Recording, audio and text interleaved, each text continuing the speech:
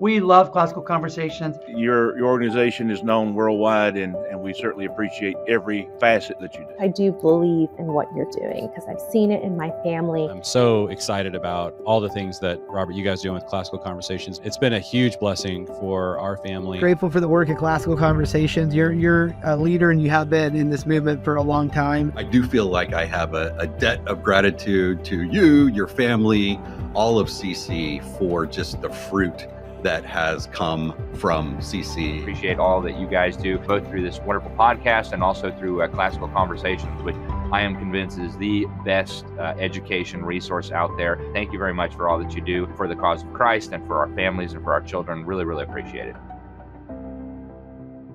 Hey everyone, and welcome back to another exciting episode of Refining Rhetoric. Today, I am blessed to have Dr. Jeff Myers with us. He is president of Summit Ministries. He's an educator and entrepreneur, and he's become one of America's most respected authorities on youth leadership development. I know tons of Classical Conversation students go to your event. Focus on the Family founder James Dobson referred to him as a very gifted and inspirational leader. Evangelist Josh McDowell, who helped lead my mom indirectly to Christ, called him a man who is 100% sold out to preparing the next generation to reflect the character of Christ in the culture. He's the author of 18 books, including Understanding the Faith, Understanding the Times, and Understanding the Culture textbooks, which are studied by tens of thousands of students. And we've got a new book coming out that we're talking about today, Raising Gender Confident Kids. Dr. Myers holds a Doctor of Philosophy degree from the University of Denver, and he engages students through his exclusive signature leadership course series offered with Unbound, a project-based education company that prepares high school and college students become leaders for Christ in the real world. Jeff and his wife, Stephanie, and their family live in Colorado, very beautiful part of the country. I do enjoy going there. So Dr. Myers or Jeff, welcome to the show. Yeah, thanks, Robert. It's great to be with you. Really appreciate Classical Conversations. And as you mentioned, we have a ton of students from Classical Conversations come out to one of our Summit Ministries 2-week intensives. They love it. They're great. Yeah, so you probably lose your voice yelling at them every single summer or fall. Well, if you speak for 12 hours a day and you got to use your words. Yeah, I did lose my voice for about 2 weeks, but it's coming back. So I'm looking forward to a good show. Yeah, so I've got 3 young kids, and my mom always looks at me and like the issues that you have to deal with are totally different than what I had growing up. And we even talked about like for our curriculum in high school, it's like, okay, what are those things that we need to be talking about, making sure parents are, even know about asking these questions. Cause some of these things, like almost as a parent, you can't even fathom having these conversations with the kids. And a lot of them go around this idea of gender dysphoria and the fact that if you don't know that you are created in Imago Dei, or even if you've been taught that, the world is just hammering that every single day. TV commercials, shows, Instagram, whatever. So yeah, talk about your new book, Raising Gender Confident Kids. Like, how can we do that? Yeah, that's got to be the heart of it. I do want to emphasize that not every family is going to struggle with this, but every family is going to face it. Mm-hmm. Young adults today are 1,600% more likely to identify as transgender than people who are 50 years of age or older. So when I was growing up, everybody was a boy or a girl. There really nobody even thought of the possibility that it might be different. There were some students we thought might be gay. Nobody made a big deal out of it. It was a totally different world. Now, young adults are encouraged to think in terms of what's called the gender spectrum, that on the one side, you have extreme masculinity. On the other side, you have extreme femininity. You have G.I. Joe and Barbie, essentially. Mm-hmm. And since nobody's either G.I. Joe or Barbie, then everybody's kind of in the middle. We're all non-binary. It takes every single person in the world and puts them onto a spectrum of gender ideology and makes gender ideology the central focal point of the way people think about everything else. To the extent that now 39% of young adults in the United States of America say they identify as LGBTQ. Yeah. So I've seen that in the Barna studies and in other studies. And, some of that might have come out of the critical race theory and critical gender theory that's being taught in the public school systems. And part of it is like, if you're a white straight male or female, then you have you're automatically an oppressor. The only way to not be an oppressor is to identify. You can't change your skin color. Although I guess there's been a couple celebrity scandals of people identifying as different races.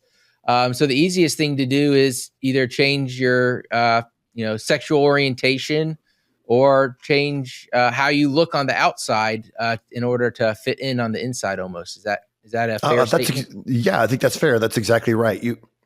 From a biblical Christian worldview, we have a dignity culture, that every person has dignity as an image bearer of God. I don't give anybody dignity. I acknowledge the dignity that God has given to them. When you move away from the idea that God is a good creator, and it's not that people today are questioning God's existence. They're questioning the goodness of his creation. They're saying, I don't feel like I fit in this world. And especially post-COVID, we've been noticing 75% of young adults say they struggle to find a sense of purpose that gives meaning to their lives.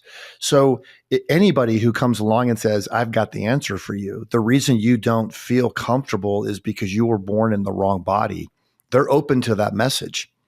And it moves you toward a victim culture. I had a student who was an engineer, and she told her friends, I want to be an engineer. Her friends immediately said to her, well, I think you're a boy stuck in a girl's body.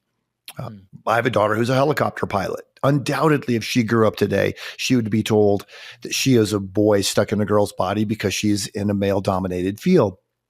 And it goes on and on. I have so many examples of students who faced that kind of thing. I had a student who went to an art class after school. Turned out it wasn't an art class. It was a transgender recruitment class. She came home from that class saying, I finally understand why I feel so awkward. I'm born in the wrong body. And it took a year of therapy and she went through deep depression over this for her to finally come out of it. Yeah, no, and it's definitely destroying their psychology. And I think we just got these, in late July, early August, they had these commercials out with, we've got great genes and a hot blonde promoting American Eagle. And of course, like you've got your, I'll say non-biblical right. It's like, yes, America is so back because we're lusting after hot blonde women again, instead of having, fat trans people in our ads. And, I'm like, okay, this is not where we want to get back to. So let's talk about like, okay, yes, I'm glad that we're getting away from this idol, but promoting this idol's really was the precursor for us to getting to where we were to begin with, of just this kind of, cultural issue. So how can we, not celebrate that, those type of ads, but also kind of recognize that the culture war might be swinging, or is it not really swinging? It's just a facade, and we've still just got this sin nature running around with us, and parents need to not let their guard down just because American Eagle is going back to how we remember the malls being cluttered with soft pornography when we were growing up. Yeah, I've been watching that issue and just thinking, man, this is what we really need is for young boys to be able to grow into confident men and young girls to grow into confident women, not to objectify them and not to focus on the stereotypes. So one thing we focus on in the book, Raising Gender Confident Kids, which I co-wrote with Dr. Kathy Cook, who's an educational psychologist and one of my colleagues at Summit Ministries. One thing we really focus on is we try to develop a term, and it might take off or it might not, but we use the term imago types. Who is it that God designed you to be, rather than stereotypes, which would be based on things like, oh, yes, well, Sydney Sweeney, she's a real woman because she has all over the right curves and the right color of hair, the right facial structure, and so forth. But when you begin to identify based on the stereotypes and you realize you don't meet them, then you become prey for those who have a gender ideology agenda. And please understand, I want everybody who's watching or listening to this right now to know gender ideology is not about elevating Pride Month. It is not even about elevating transgenderism as being cool. It is literally about tearing down the foundations of Western civilization and a biblical worldview. Because if you can get little kids to look at a boy or a girl and not be able to tell the difference, you can propagandize them and get them to believe anything. Yes. No, and a lot of people, and I don't have a lot of research on this, but Germany and the Prussia, they were actually using some of these ideas pre-World War I to separate the family so that they could create better soldiers to fight off, the next Napoleon. So some of these ideas, we've obviously taken them to an extreme in our country, but there's nothing new under the sun. I mean, the same thing, ancient Rome, right, did a lot of these sort of same ideas, trying to separate people to give them power ultimately through the government. So yeah, it has cultural Marxist roots, and because of America's wealth and prosperity, they have not been able to really infiltrate us through your typical economic means. And so they've switched over to sexual identity as one of those ways of creating the haves and have-nots and dividing our country. And I absolutely believe it. And, you talked about, you might not have this particular issue in your family, but you're going to be dealing with it. And if, 40% or just under 40% of people, Generation Z are dealing with LGBT identity issues, that means if it's not their best friend, it's going to be their second best friend that's dealing with these issues. Or, maybe Yes. you're doing a really good job cultivating their group, their friends group, you're in the right church, you're going to the right homeschool co-op or private school, you're doing the right activities. But you're going to run into a situation where I ran into, I had my 3 kids, they're 10, 8, and 5, and we went shoe shopping. And there was a boy masquerading as a girl that was the only employee working, and very, very poorly done makeup and very, very bad wig on. And when he went to go back and get the shoes, my 8-year-old son looks at me and said, "Is that a boy or a girl?" Mm-hmm. And I said, Right. "We're just going to be respectful, and we'll talk about it when we get back to the car." And so, I mean, that's, you walk in a shoe store just hoping to get shoes, and now you're having this conversation with an 8-year-old, trying to figure out what are the right words to say. So, like, how can we raise gender confident kids? I mean, I know how I tried to respond. I've done a little bit of research in this and just tried to, explain it to them in a loving, age appropriate way when we got back in the vehicle. But like, what are some of the things that maybe you tease out in the book that you could help us with for the next time I go shoe shopping? Yeah. Well, I'm glad you handled it the way you did. You show respect for people, but you handle it differently for an elementary child, a middle school child, a high school child. Elementary children, when they ask, like your 8-year-old did, is that a boy or a girl? Then that's an invitation to an opportunity. They need an answer. They deserve an answer. And the answer can be something like, a lot of people get really confused in this world. They don't know who they are. They don't understand that God made them. They don't understand that the way God made them is good.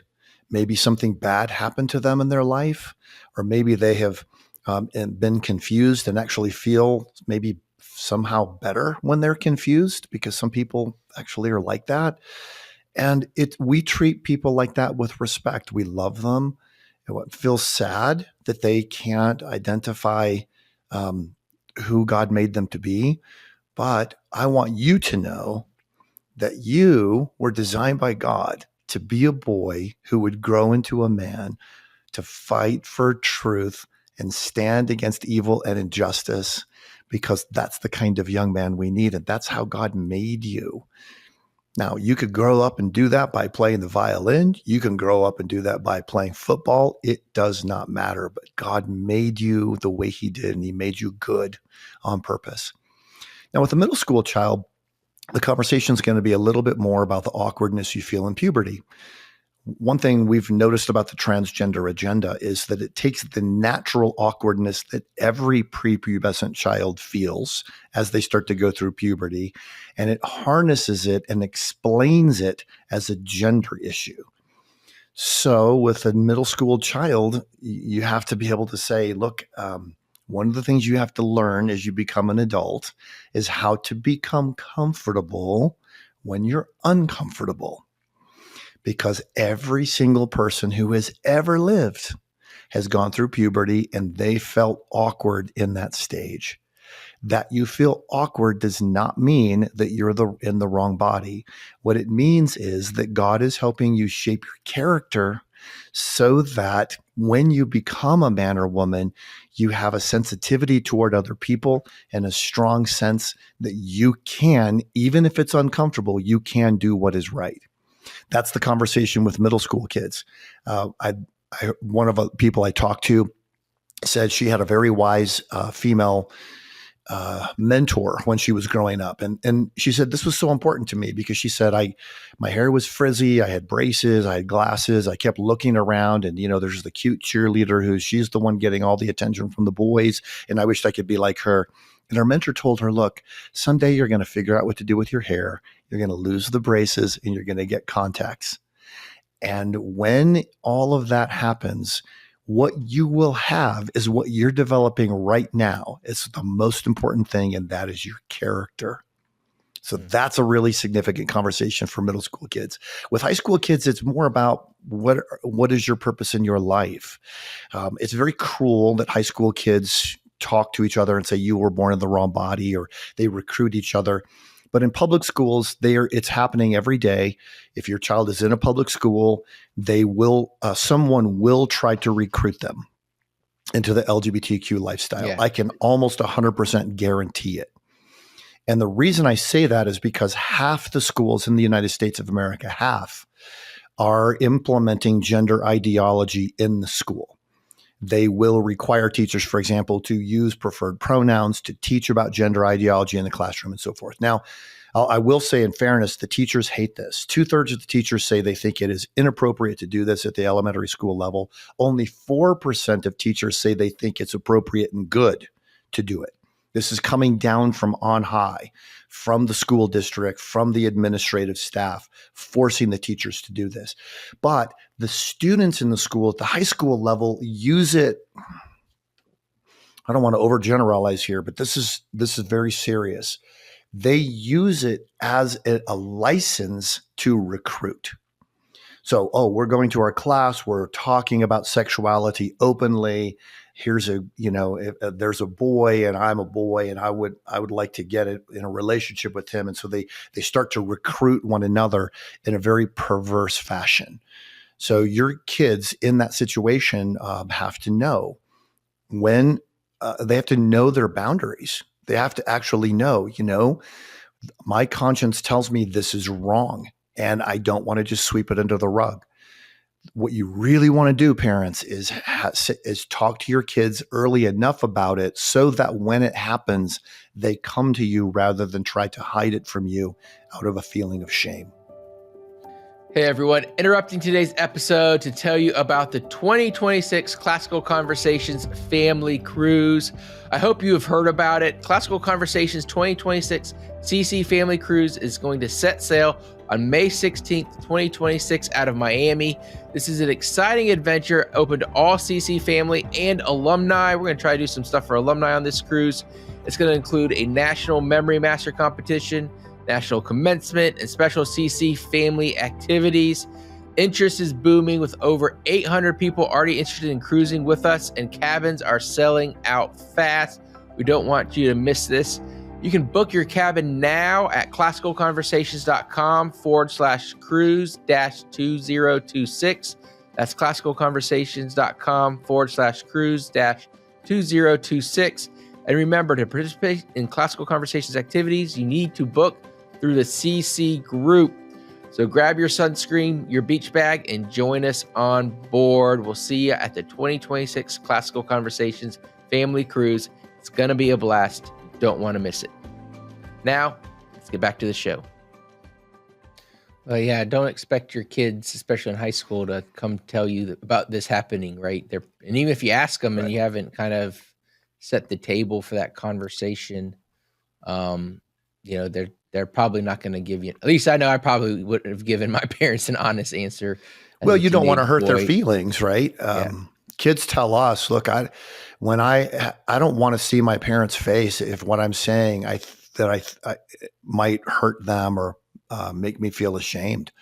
And so sometimes these conversations are best, just going for a walk side by side or going in the car someplace side by side where they don't have to look at your face. And then you can say, look, we live in a really confusing time. And the worst thing is that God made everybody good, but people don't see that God made them good. They reject God, and so they reject his goodness, and now they end up really confused even more than they were before. They feel anxious, they feel depressed. God's good design is actually good. Yeah.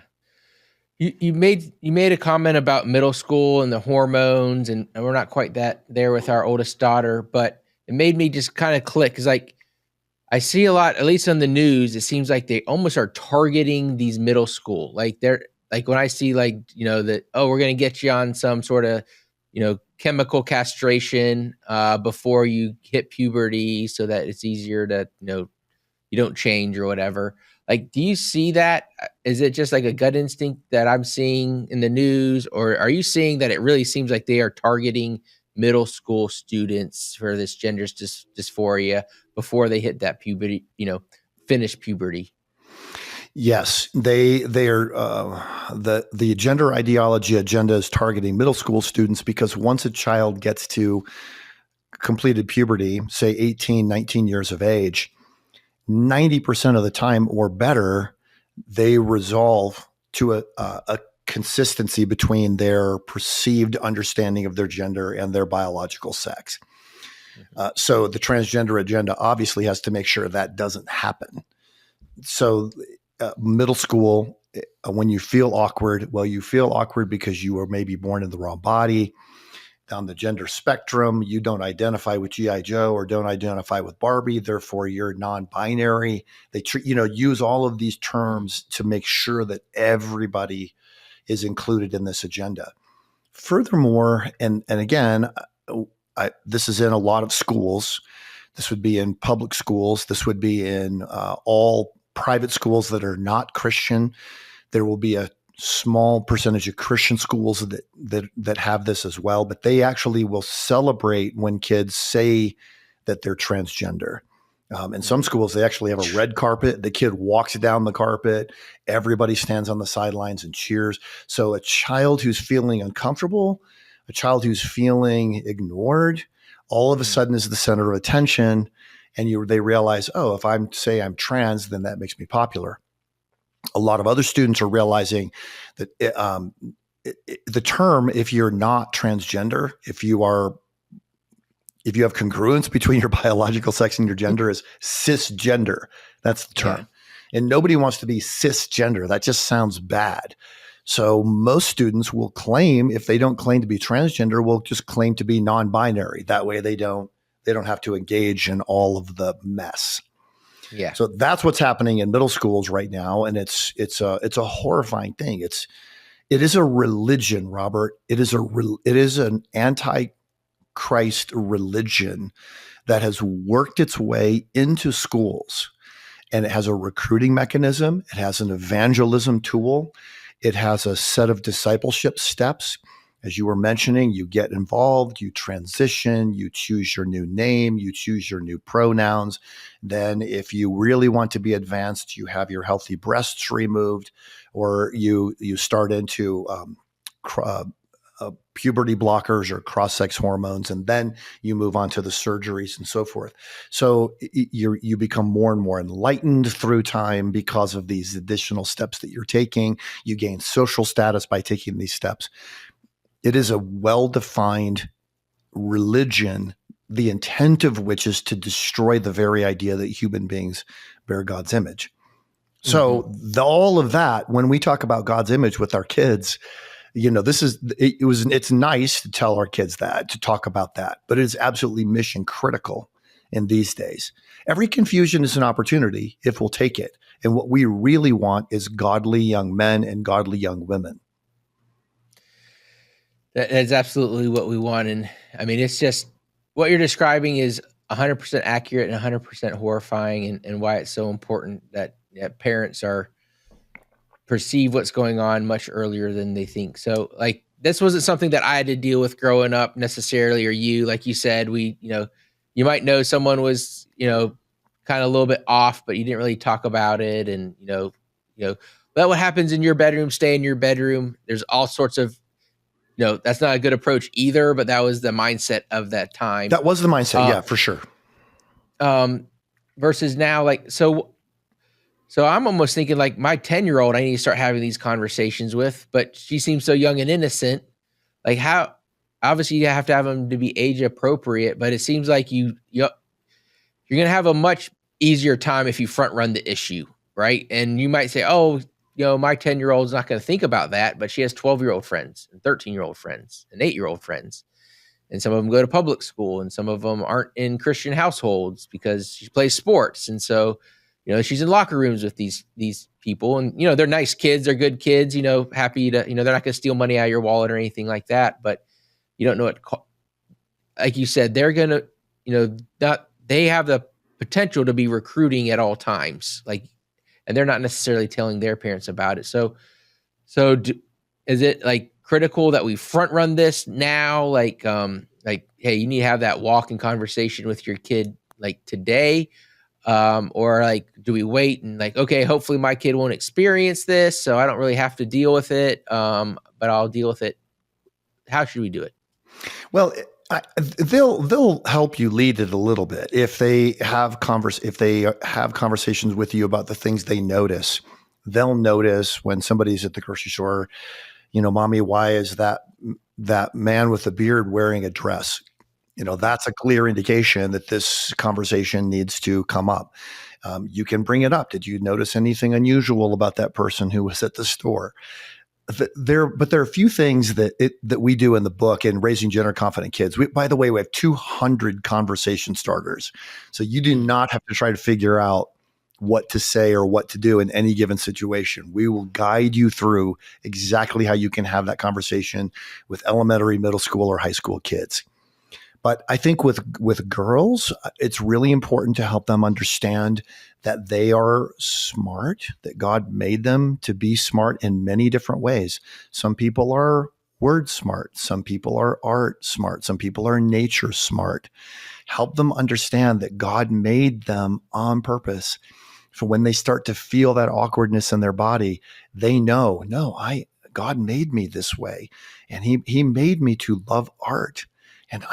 Or he made me to love figuring things out. And I focus on logic, and that's good. That's part of God's good design. For boys, it's helping them identify what it means to be a sage, a wise person. What does it mean to be a warrior, somebody who stands for truth and fights against evil and injustice? But another thing too, Robert, that I focus on in the book, and Dr. Kathy and I it was kind of interesting when we got to this part of writing the book. We wanted to make a list. Well, here are attributes biologically of males. Here are attributes of females biologically, because there's 6,500 catalog differences between boys and girls. The transgender agenda is wrong on at least 6,500 levels. Right. So we thought, well, how do we bring that out? And then Kathy said, we need to be careful how we do this, because if you're a girl and you don't identify with all of those things that are usually attributes of girls, then you might say, see, this proves to me that I was born in the wrong body, or vice versa. So how do we do that very carefully? And we'd realized the whole point of differences is to harmonize, to create strength. And this will take 2 or 3 minutes, but I think it's a worthwhile example. Just think of how we see the world. So there are 2 kinds of cells in our eyes, rods and cones. Rods are the kinds of cells that focus on contrast and motion.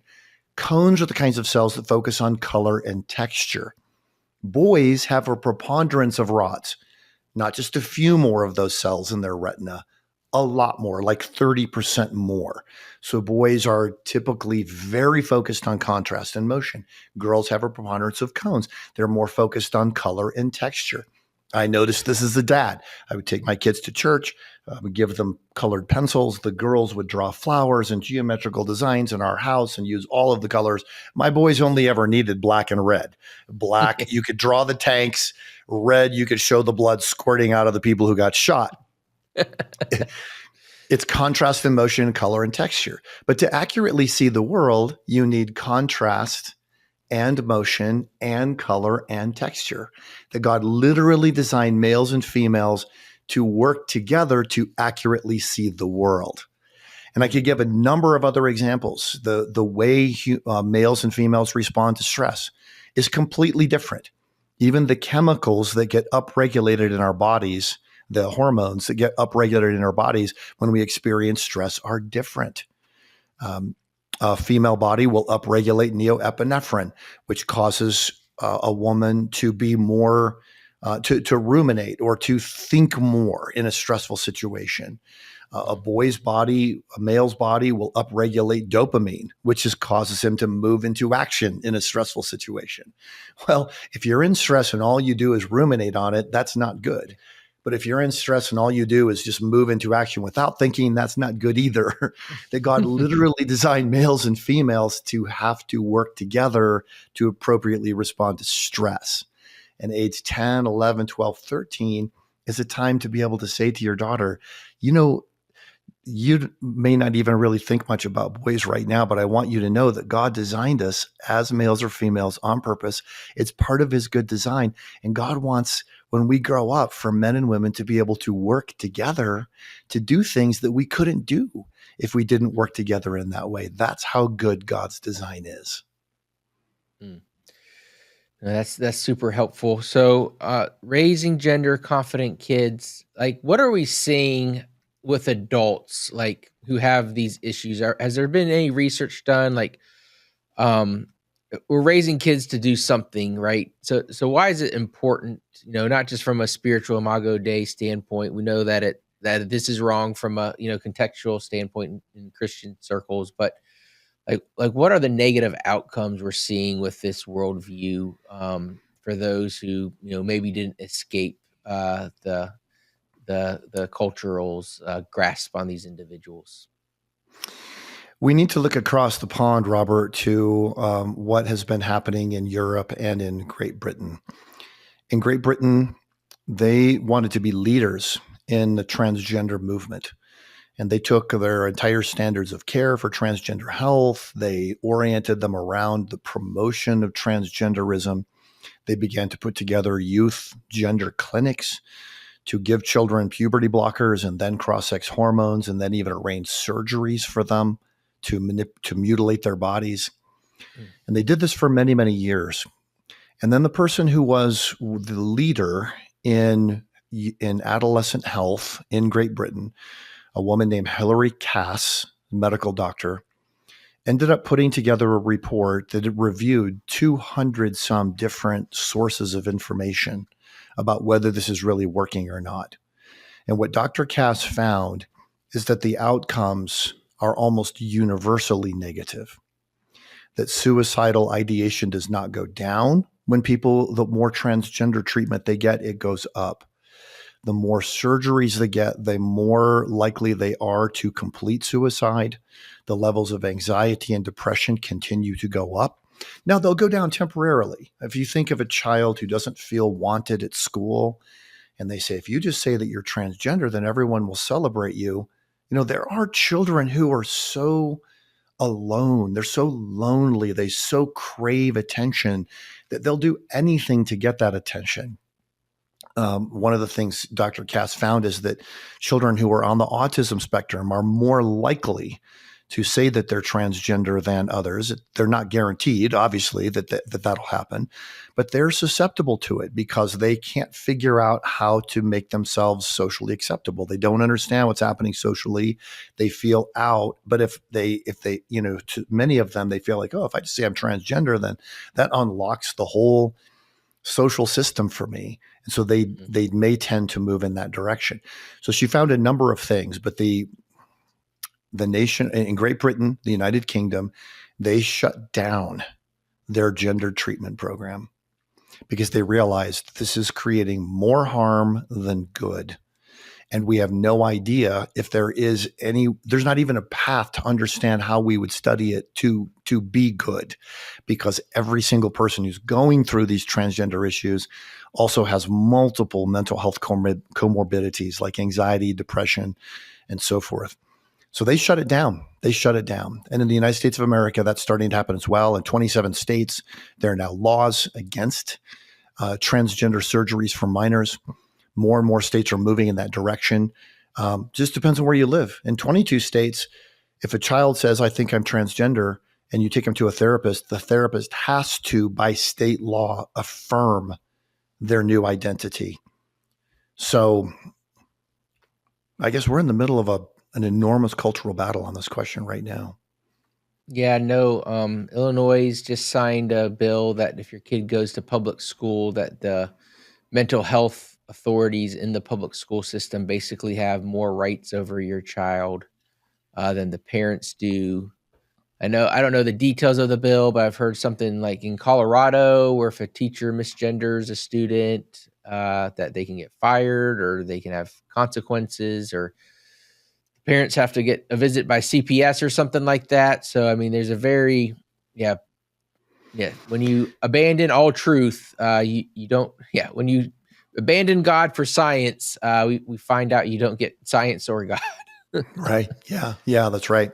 Yeah, it is literally state by state right now.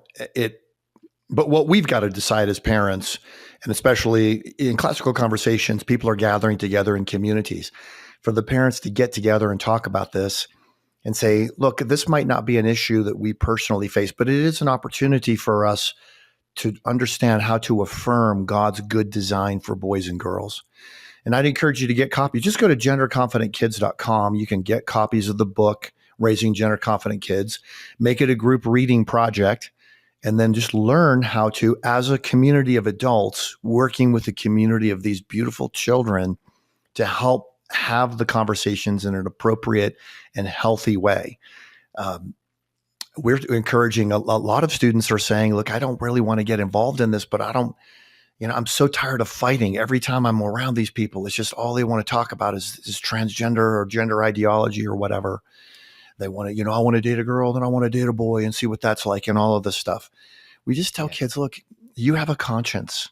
And you can say, my conscience tells me this isn't right. I'm not going to tell you what your conscience says, but my conscience says it's not right. And so I'm just going to go ahead and trust God.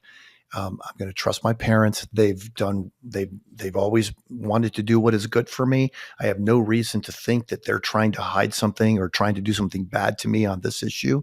And I'm just going to trust God and I'm going to develop my conscience. It sounds so simple, but in many cases, that's what it comes down to. That's what gets a kid through that tough stretch. And then they're in a position, I think, in the church to minister to people. I mean, there are going to be tens of millions of people who have permanent damage as a result of transgender ideology. And I think as a church, a bigger, larger picture thing here, we've got to figure out, how are we going to help bring Christ's redemption to people who've so thoroughly damaged themselves that they don't even see a way out?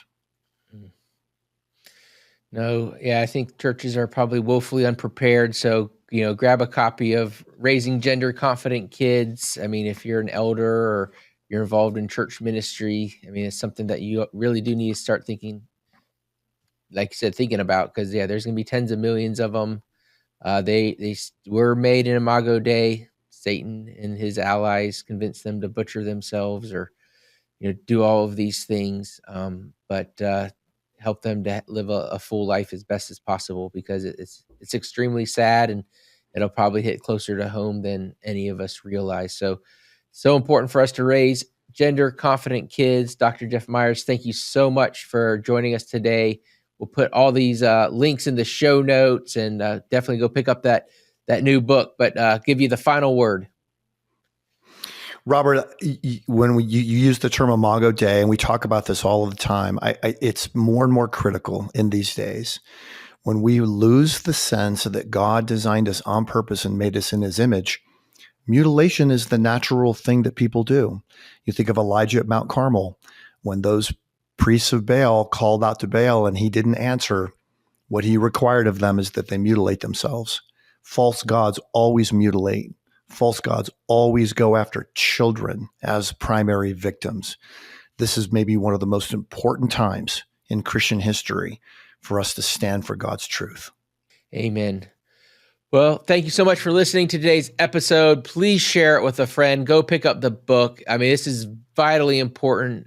Even if we don't have to deal with it in our own families, and I pray that we don't, there's a hurting world that we've been assigned to go spread the gospel to, and we need to know how to help these people find Jesus, repent and believe, because ultimately that's the good work God has sent us to do. So until next time, God bless. Have a great week.